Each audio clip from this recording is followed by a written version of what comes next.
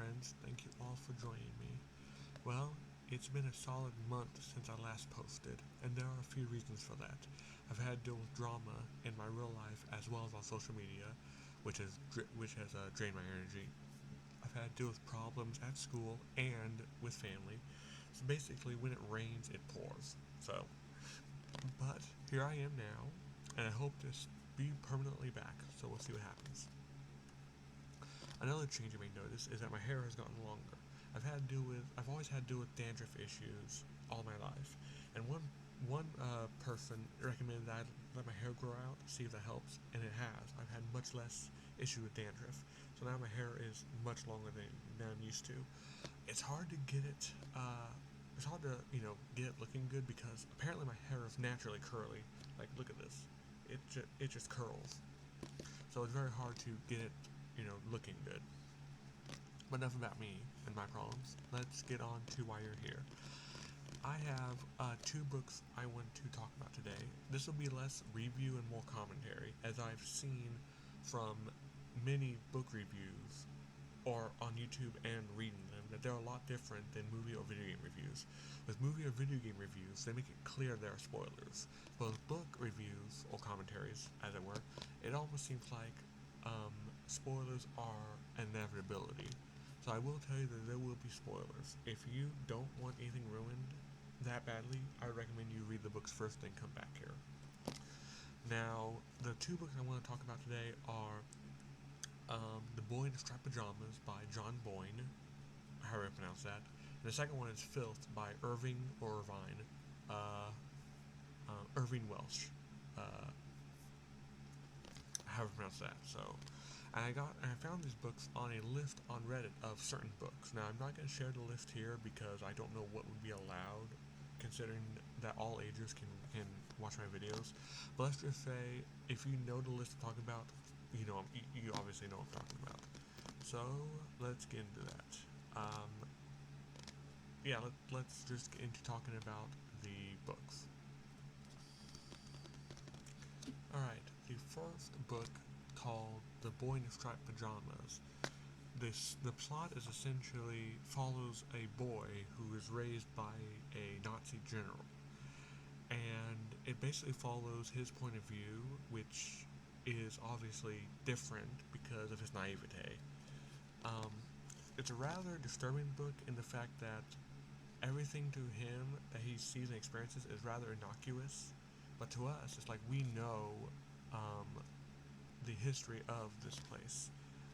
Not only of this place, but of the time. And we know what the people he sees are going through. And it's really uncanny to see his nonchalant attitude. And it's not even his fault. He's not an evil boy or anything. He was just raised a certain way. But like I said, it's a rather unsettling book because in the back of your mind, you're reading this and it's like, that things aren't hunky-dory. Things aren't so great. Especially once he meets this boy in the pajamas. He meets him while exploring it around halfway into the book. He explores the area around his new house and sees a fence and a boy in striped pajamas on the other side of it. And he lives on his other side. Now the boy thinks that this, as the striped pajama boy is explaining it, the main boy is thinking to himself, well, this must be good. I had to move away from my friends to this place that they don't want to be in, and I have to be structured and stuff. And it seems like they have freedom over there, not realizing that they are definitely not free in any way, shape, or form. There's also a few scenes that is like, from his point of view, it's so sad because, from the main boy's point of view, it's sad because he doesn't know any better. He was just raised as this is the only thing he knows. For instance, they are moving from their place, I think in Berlin, I don't remember, and into a place called, he can't pronounce it, so he calls it Outwith. And I think to put two and two together where they are. And the weird thing, and of course another disturbing scene early on in the book is he went to go see his father, who's a general, at Outwith, and he wants to talk about moving back to Berlin. I think it's in Berlin. And the father eventually rebukes him, saying, "We're here because I have a duty." And before he leaves, he's like, "Are you forgetting something?" And I'm thinking, as I'm reading this, oh, I guess he forgot to say, good night, sir, or whatever. But no, the book says he does a certain salute and says a certain phrase like, hail to our leader. I'm not gonna say exactly what he said because I don't think I know YouTube has some weird policies when it comes to censoring videos, so I'm not going to say something that I probably shouldn't in case YouTube throws a fit. You know what I mean? But again, if you know anything, if you know any history about World War II, you know what I'm talking about. And of course, I'm going to just spoil the territory, so let's get into that. It's an uncanny book, but doesn't get into heart-wrenching until towards the end. You see, towards the end of the book, the boy, now befriended by this boy in striped pajamas, the main boy is befriended by the boy in striped pajamas, and they're about to move back to Berlin. And the boy doesn't really want to because he's befriended this boy on the other side. But on the last day, he decides to do something drastic. You see, earlier the boy in the striped pajamas has spoken to him about how he lost his father in the camp. He can't find him anywhere. So the boy suggested that he, crawl under the fence and help him. So they formulate a plan. First, the boy in the striped pajamas goes to the laundry and gets old pajamas no one's gonna miss. And of course, I'm reading this like, oh, he's gonna blend in a little too well. Now, in the book, they make it clear that the people there are shaved, like they're bald, basically. And that is actually, from what I've read, is accurate. A lot of times they would be shaved, so they don't have. So that's one less thing you have to worry about. Like the guards and stuff. And unfortunately, I knew things were gonna go wrong because, like, a couple of days before they were gonna execute this plan, his mother has to shave his head due to lice. And I'm like, now there'll be there's no way to distinguish him from a boy outside versus a boy inside.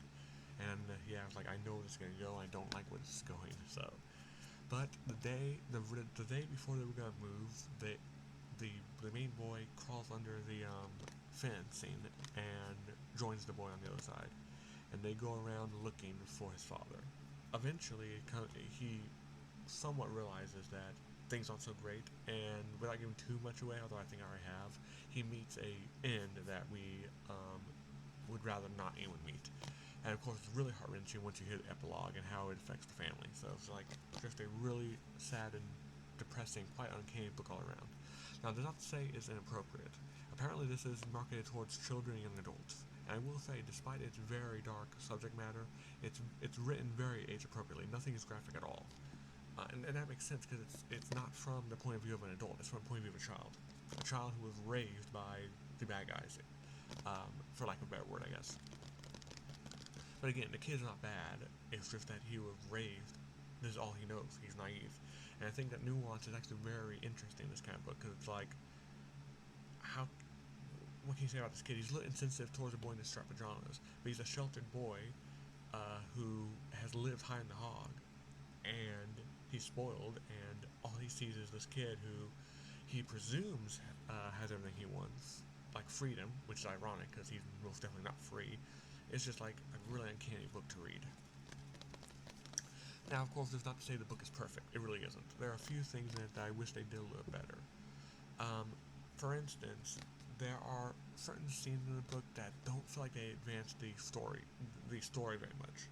For instance, there are a few scenes of him complaining to various family members, such as his father, his mother, his sister, his maid, etc., etc. And it's like, it kind of repeats itself, and I wish it would just, continue the story. It's a rather short book, so I'm kind of surprised it has to do this. Also, when he visits his friend in the striped pajamas,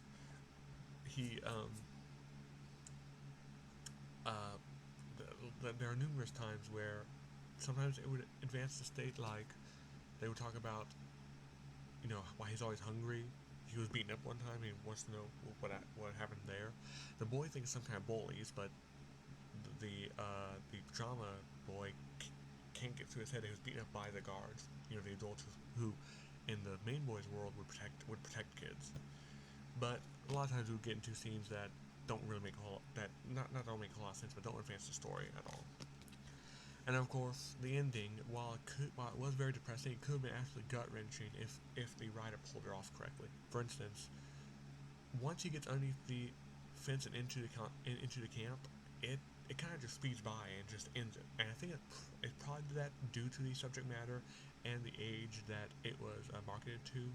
But I do kind of wish it was a little longer, maybe a couple of extra chapters, because the last chapter is only for him getting in there and discovering it. But I wish that there were more scenes of him soaking in, like he's walking around, and it'd be great if he's like, whoa, this is not all I was thinking, and he's just getting depressed. And then maybe, he would want to go back home. He wants to tell, the guards that, I gotta go back home, my father's this general, and they just don't believe him because he looks just like the other boys there. And unfortunately, they do kind of speed through this before the ultimate demise. And I do wish they focused more on that, because that would have been absolutely gut-wrenching. But even as is, it's still very well done. And I highly recommend this book. It is quite disturbing and gut-wrenching, and I recommend you go in there realizing what you're reading. But it's not at all distasteful, as it is very well done for the age demographic it's aiming towards. That's not to say that it isn't for adults, as I'm an adult, and I read it, and it was, it was very well done. So if you like those type of stories, I very, very much recommend The Boy in the Striped Pajamas. Next book I want to talk about is Filth by Irving Welsh. Welsh. For a minute there, I forgot the title. Yeah, it's a little late. It's a little late filming this. Anyway, this book I actually did not finish, and we'll get to the reason in a minute. So, what's the plot of this? What is the overarching plot of this book? Well, that's the million-dollar question right there. Essentially, what this is the, I guess, following the mental and physical downfall of a corrupt policeman named Bruce Robertson, who is a policeman for Scotland Yard, which, as most people probably know, is the main police precinct in London, England, as opposed to London, India. Please don't roast me in the comments. If there is a London, India, I don't really care, but if there is, that's really cool. Anyway, yeah, I read about 100 pages into the book before I decided, I'm not going to do this. And the book has like 300 pages, I think, and I just cannot finish it. And there are several reasons for that. The first one is the way it's written. It's hard to explain, but the style at which the language is done is really hard to grasp. Let's just say it is extremely British. And that probably is because Welsh is British, I don't know. The author Welsh, I mean. Basically, it has English slang that I just don't understand, which is not a problem, but the big problem is how the sentences are structured. For instance, most books will have a certain structure of how dialogue is presented. For instance, a book would say that he says this in quotations, and then in quotes, and then it would be like she replies this in quotations, etc., etc. This book does something a little different. When somebody is speaking, it would have a dash, and like the first sentence is them speaking, and then a lot of times the next sentences in that paragraph are going to be like actions taken or inner monologue by Bruce himself. And it can be really difficult to decipher what is immediately what is inner monologue and what is actually speaking out. There are several times I had to reread a page simply because I didn't quite understand what was going on. And that's not the only reason I stopped reading. Another reason is there was no structure to the story. Like, I didn't know what the end goal was to be brought to. For instance, let's take Harry Potter, for instance. Like in Harry Potter and the Sorcerer's Stone, the end goal is to, discover what is going on with the Sorcerer's Stone and where it is. Or Prisoner of Azkaban. You are constantly told about this Sirius Black character, and you know that the entire goal, as the book keeps reminding you, is to find out who Sirius Black is, where he is, what he wants, etc., etc. While there might be some tangents, and because Harry Potter has a lot of tangents, that is the basic reasoning behind the plot, and that's the end goal. With Filth, I never really discovered what the end goal was. Like, it seemed to switch its motivations over and over. At first, I thought it was going to be because Bruce is complaining about not getting time off for a certain weekend or something, and I thought that was going to be the end goal. Like, does he take it off anyway, or what? Then it switches to he wants a promotion. Then it switches to like dealing with a case that is racially motivated, etc., etc. It's like there's a lot going on, and it keeps switching over and over again. And while it may be that we're just following the life of this person, it's not clear that's what we're doing, and that's the problem. So that's what made me stop. Another reason is the whole reason I wanted to read this book in the first place is because there's a certain gimmick that I found kind of interesting. You see, apparently Bruce has this tapeworm that will discover certain things about his past. Basically his inner monologue switches to the tapeworm who discusses why he's the way he is. Like, apparently, I read this in the synopsis, he was abused as a child, and a few other things. And it's like, we never got to that. The worm comes out every once in a while. It kind of takes up the page, and it says, like, eat, feed me now, etc., etc., before we see Bruce, eat things he probably shouldn't. But it took way too long. I just did not want to deal with it any longer. I had a lot of trouble understanding the language of the book, and I didn't want to fight with all that just to get to it. So, it's like, it just wasn't worth it to me. Not to mention, the book is kind of gross. Now, I read somewhere that it is considered to be one of the most disturbing books, but it really wasn't disturbing. There's a difference between something that's disturbing and something that's disgusting. And this was kind of gross. Like, I'm certainly not going to go into detail. Like, I'm certainly not going to do it on this channel. But let's just say that he has a skin condition and, all around his body. And it goes into some pretty gross details as to what is going on with him. There was a scene in the book that involved another person with his skin condition in a certain area that I will not be discussing here, that I was like, yeah, no, I'm done. So it's like, it was needless, it wasn't disturbing, it was kind of gross, and I just did not want to deal with it anymore. So do I recommend Filth by Irving Welsh? No, I don't. It was hard to understand, it wasn't that disturbing, it lacked focus. I was just getting bored and glossy-eyed. I don't always have the best focus, but I read fine. Like, most other books I read, I can finish it, even if I don't really like it. Here, I just cannot finish it.